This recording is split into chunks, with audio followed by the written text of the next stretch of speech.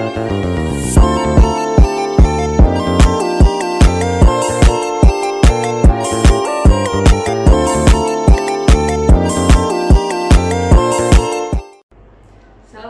warahmatullahi wabarakatuh. Shalom, Om Swastiastu, Namo Buddhaya, Salam Kebajikan, Salam Pancasila. Perkenalkan, saya Dr. Apoteker Rahmatul Qadriyah, dosen Fakultas Farmasi Universitas Pancasila, bidang keilmuan kimia farmasi. Kewajiban saya sebagai dosen adalah menerapkan Tridharma perguruan tinggi, salah satunya pada bidang pendidikan dan pengajaran. Student Centered Learning adalah metode pembelajaran yang berpusat pada mahasiswa yang digunakan di Fakultas Farmasi Universitas Pancasila. Selain itu, metode pembelajaran secara DIA berupa delivery, penyampaian materi pembelajaran, interaktif berupa forum diskusi, dan assessment berupa tugas dan quiz. Delivery dapat dilakukan dengan penyampaian bahan tayang berupa PowerPoint, video pembelajaran, modul, atau buku referensi melalui LMS Universitas Pancasila, atau melalui metode daring atau online, termasuk dengan video conference by Zoom.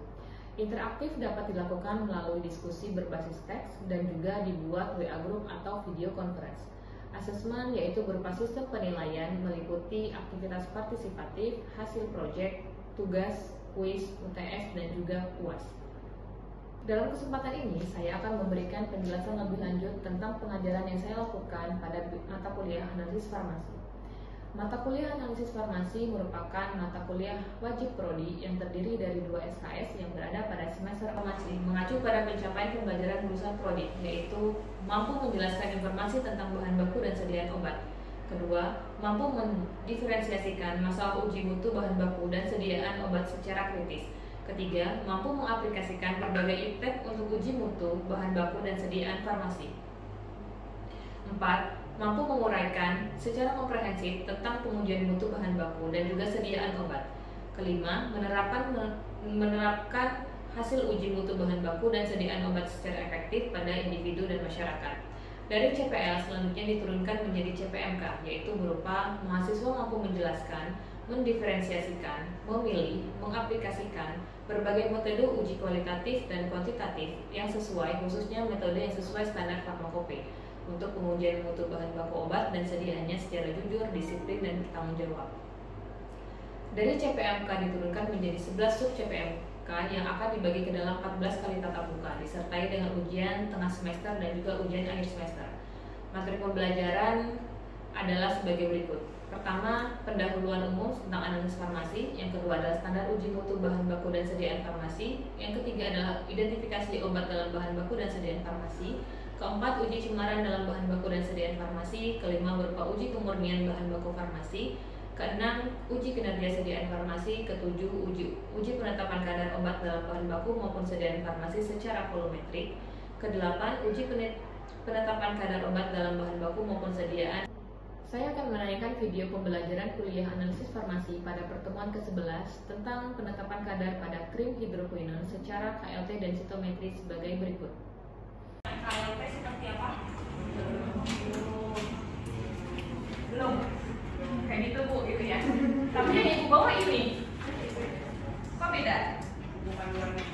Buku panduan. Ada lagi? Kira-kira ini apa?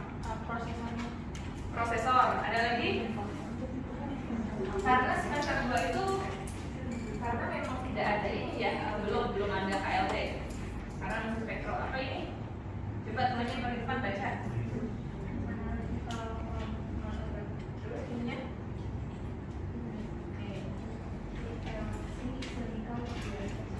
Kita buka ya. Katanya tadi ada yang bilang buku, ada yang bilang apa? Buku panduan prosesor dan lain-lain. Coba lihat apa bentuknya.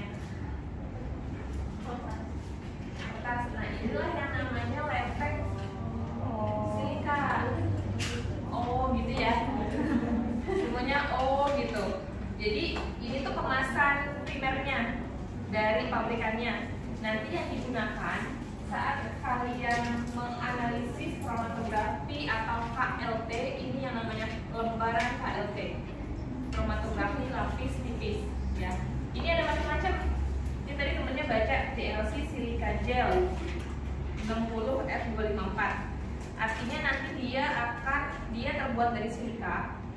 Ini lapisan putihnya itu silika, pen-pennya ini aluminium ya, BF ideal. 254 artinya dia nanti akan berpendar pada panjang gelombang 254 nanometer.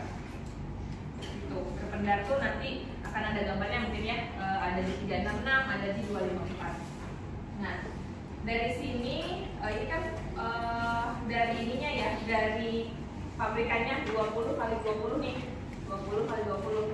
Tapi nanti saat ditemukan di lab paling hanya sebagian. Karena kan menontonkannya itu hanya baku pembanding dan sampel.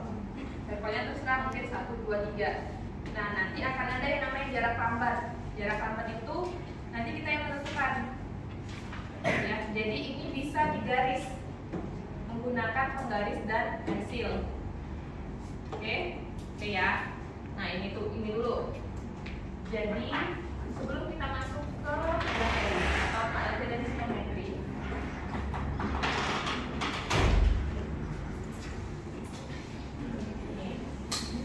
jadi KLP dan sistometri itu adalah kita masuk ke metode instrumental, karena sebenarnya KLP-nya sendiri tadi bentuknya seperti itu, bukan instrumental ya, tidak ada plastik, tidak ada listrik, tidak ada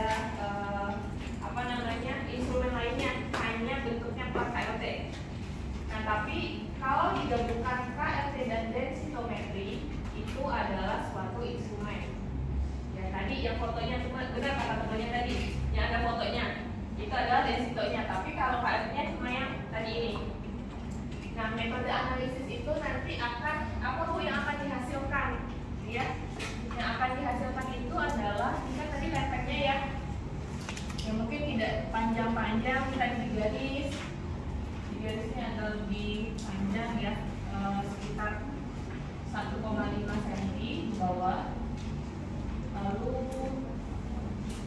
ini ujung dari KLT ya, ini yang saya garis, bayang ya, ini jaraknya hanya 0,5 cm.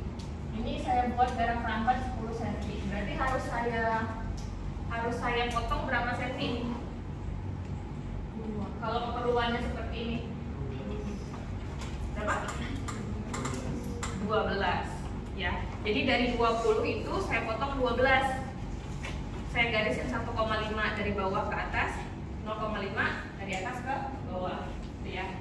Lalu untuk KLT, ingat ya, kalau untuk KLT berbeda dengan instrumen yang sebelumnya atau instrumen saat kita visible gitu ya, itu tidak menggunakan baku pembanding.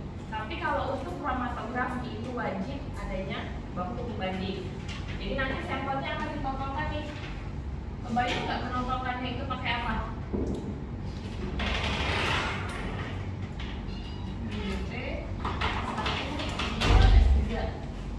Bayang nggak menotolkannya pakai apa? Apa sih sesuatu yang bisa nempel saat ini? Apa sih menempelkannya pakai apa? Kan tadi udah garis ya ceritanya ya, garis 1,5, ada jarak lambat 10, garis lagi gitu ya, baru kita potong. Berarti sisa 8 kan di sini ya. Gambarnya gimana Bu? Terserah lebarnya. Misalkan tadi saya ada sampel 1, 2, 3, mau jarak antara satu sampel ke sampel yang lain adalah 1 cm misalkan. Berarti ada 4 cm ya. 4 cm, kanan kirinya mungkin ada 6 cm itu jaraknya. Nah, itu yang saya potolkan. Kira-kira pakai apa penontolannya? Ada yang tahu nggak? Semacam pipet? Ketemu pipet di lab?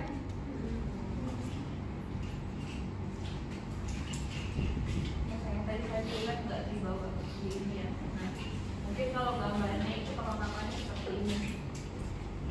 Jadi ada yang namanya mikropipet.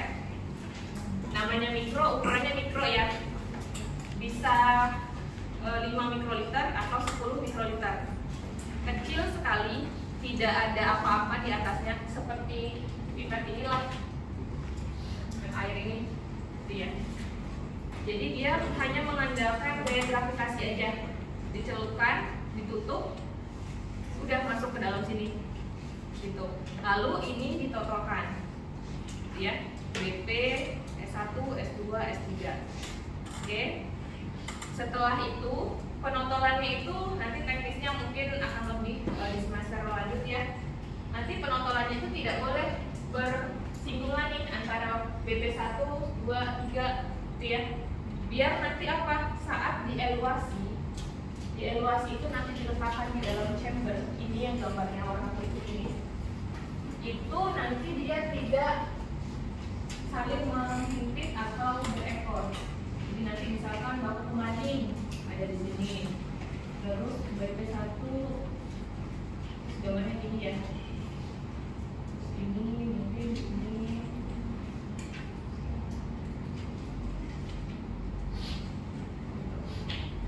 Jadi setelah adanya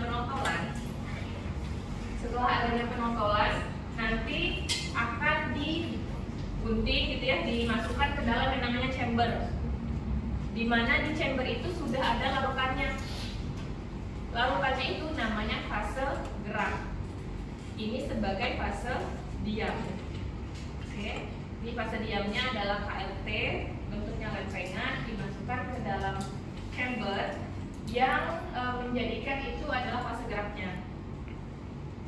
Seperti daya kapilaritas akan naik ya kan? Dari bawah ke atas ya nanti ya harapannya. Makanya kenapa 1,5 itu bagian bawah itu akan jaraknya lebih jauh dibandingkan dengan yang atas. Jadi karena nanti cairan fase geraknya itu akan ada di tengah-tengah sini agar dia bisa narik ke atas. Jadi saat sudah ditunggu beberapa menit, mungkin 1 jam, itu nanti bercak itu akan naik nih, naik karena gaya kapilarisasi ya, naik. Lalu nanti dia akan menimbulkan bercak yang tadinya di bawah, karena ada fase gerak nanti akan terangkat ke atas. Oke, bayang. Nah, yang penting lagi adalah nilai yang akan nilai yang akan kita dapatkan. Jadi kalau KLT densito itu akan mendapatkan data secara kualitatif dan kuantitatif. Ya. Kalau kualinya apa Bu? Kalau kualinya nanti dapat nilai namanya LF atau retardation factor. Ya. Kalau retardation factor itu adalah jarak lambat dari titik penontolan ke titik akhir. Ini titik akhir bercak, titik awal penontolan ke titik pusat tengah bercak, dibagi dengan fase geraknya. Misalkan BP-nya ini saya ukur di sini adalah 6 cm. Lalu tadi ini fase geraknya 10 cm. RF-nya berapa? Berapa per berapa?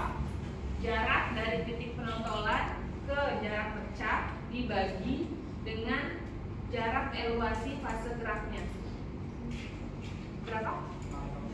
6 per berapa? 6 per 10? 0,6. Oke. Itu BP. Lalu saya mau cari contoh S1. Ternyata ini adalah 0,4, 0,6, 0,8. Jadi harusnya ini 8 ya, 6 ini 4. Jadi kalau jaraknya itu 4, 6, 8, berarti RF-nya 4 per 10, 6 per 10, dan 8 per 10. Gitu ya. Ada 3 bercak, berarti ada 3 RF. Lalu untuk kesimpulan, abaikan dulu yang ini ya, 2 ini dulu. Untuk kesimpulan, kira-kira apa yang dapat kita simpulkan dari sampel ini terhadap logo pembanding? Apa yang dapat kita simpulkan?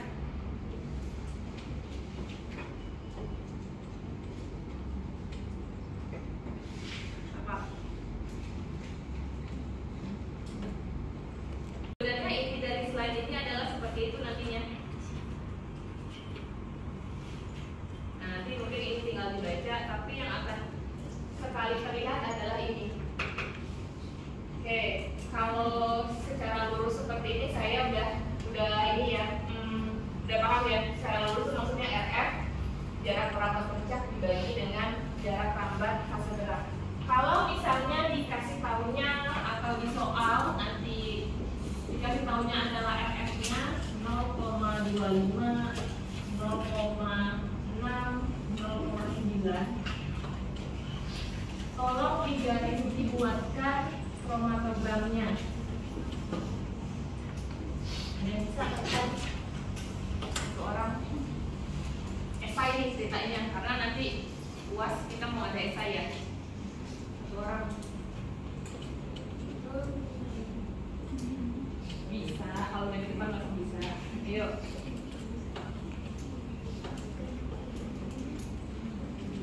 RF-nya dikasih tahu 0,25, 6 sama 9.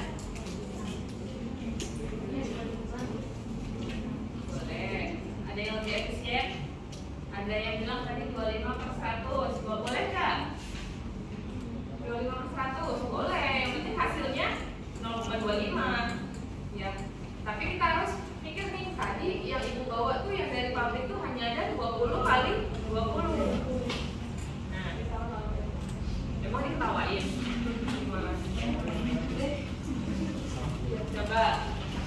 Jadi nanti berpikirnya mau merancang gitu ya, merancang penelitian nih. Tapi RS-nya udah dikasih tahu 0,25, 0,6 dan 0,9.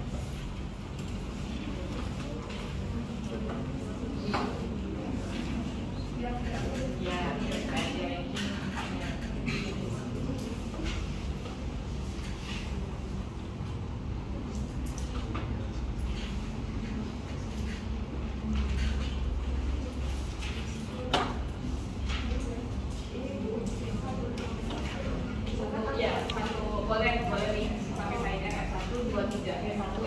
aja.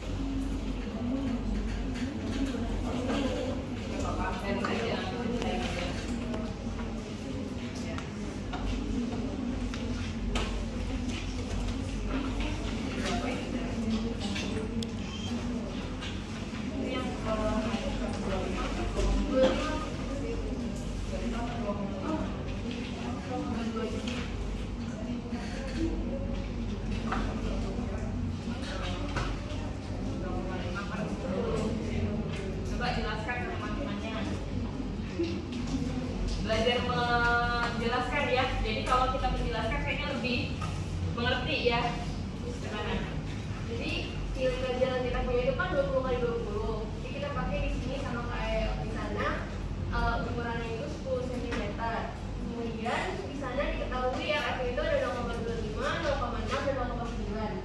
0,25 itu sama aja kayak 25/10. Jadi di S1 kita gambar RF-nya di 2,5. Kemudian yang 0,6 itu sama aja 6/10. Jadi perkiraan 0,6 itu kan 6 itu kan lebih tinggi dari 0,25, 2,5, jadi lebih tinggi. Kemudian 0,9 itu kan 9/10. Yang pastinya lebih tinggi lagi dari 0,6. Oke. Ada yang menambahkan? Udah. Terima kasih, tepuk tangan buat teman-teman. Oke. Saya paham ya. Jadi kalau menggambar juga nggak perlu banget diukur banget gitu ya. Mungkin kalau ada nanti ujian saat ada penggarisnya silakan. Tapi kalau itu memakan waktu, ya tadi kata temennya dikira aja nih. Ini juga sebenarnya kalau secara ininya udah benernya di atas ya. Balik. Ya.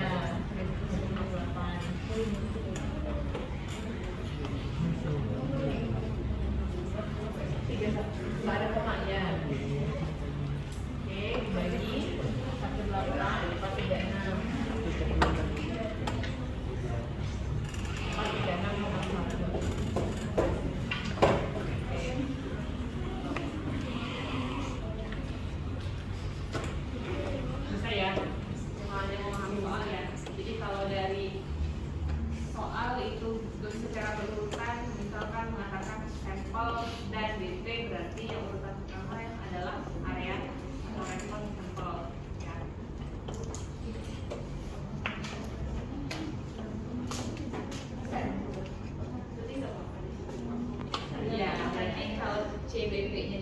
selesai, cek sampelnya langsung selesai. Karena ya, kecuali nanti kalau misalkan bukan dalam persenan kan, baru konversi dari persen ke ya. Siapa namanya? Bukan. Ya. Oke. Ada yang mau protes nggak? Betul nggak?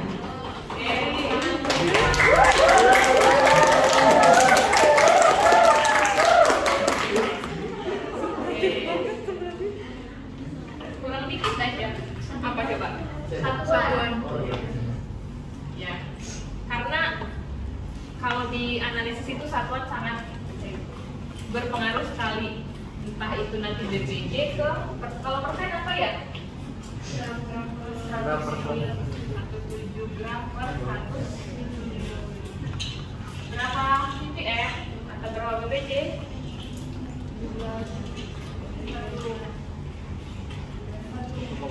0,17 gram per 100 mili. Tadi BPJ itu ada udah dihapus ya. Yang lebih enak tuh dikali atau dibagi. Sifatnya manusia ya, lebih enak itu mengkali daripada membagi. Membagi tuh aduh susah gitu ya, membagi sesuatu yang sudah kita miliki. Kayaknya lebih susah gitu. Kalau mengkali kan gram per 100 mili. Ini kalau tadi dijadiin miligram. Ini kan kali dulu ya. Kali 1000 nih. 0,17 kali 1000 17 0 1 2 3 700 ya miligram per masukin ya 100 mili kan.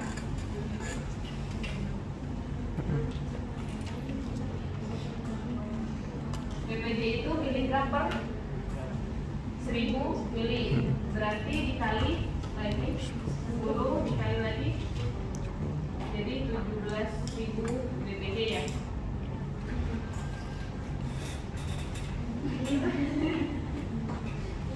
Ya enggak?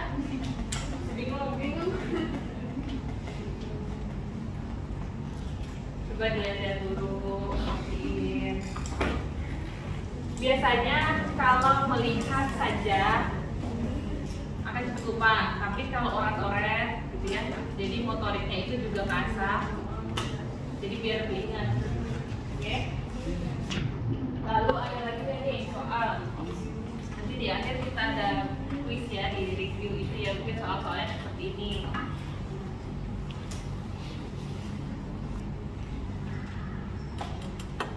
Ya, ini sudah maksudnya jelas.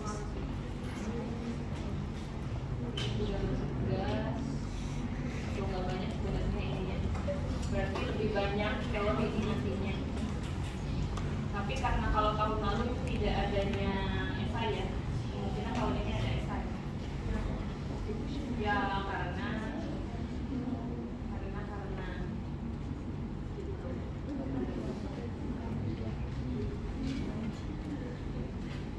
Oke. 856 1 menit lagi. Ada yang mau disampaikan? Pertanyaan? Satu orang membantu saya mereview yang didapatkan hari ini. Review kembali. Absen mana absen? Mau berkenalan ya, berkenalan. Mengingat kembali lah, mengingat. Takutnya nanti lupa namanya Arin. Oke, Arin. Kita Abdul Rahman. Ya. Boleh nggak buat absen dibuka sebentar maskernya? Udah kelihatan orangnya. Semoga ke scanning kayak KLT dari situ gitu ya. Biar wajah-wajahnya tuh keinget. Soalnya masih pakai juga tetap pakai baju biru gitu ya. Semuanya kayaknya sama, apalagi plus kacamata. Lalu Ratlovia. Oke, Ratu Balkis. Ratu Balkis. Rea Nika. Saya panggilnya udah Panggilannya siapa? Gita. Gita. Gita. Nah, Reva. Reva ada. Reva Nandia. Rintan tadi ya. Rimala Aisyah. Rimala Aisyah ada. Enggak ada. Risara Humayro. Rival Karera. Karera apa Karera? Karera. Dibacanya Karera. Sahwa Hanuraini. Salma. Maulida. Maulidina. Salsabila Lutfia. Salsalina. Satrian. Satrian. Selvi. Ada Safira. Shannon. Shannon apa Shannon? Shannon. Oh. Indonesia banget soalnya ya lidahnya ya. Shannon oke. Lalu Safira. Safira Sona. Selomita. Selomita. Selomita paling intinya apa nih? Selomita. Stefania, Suci, Susanti, Shiva, Sifrasha, Bania Tunda, benar? Shiva Zafira, Sabina, Sarita, Sabita, Veronica, Ferry. Dari bukan Ferry, mana wajahnya Ferry? Guys. Kenapa pada ketawa itu temennya sih? Fiona, Hanan, Wanda.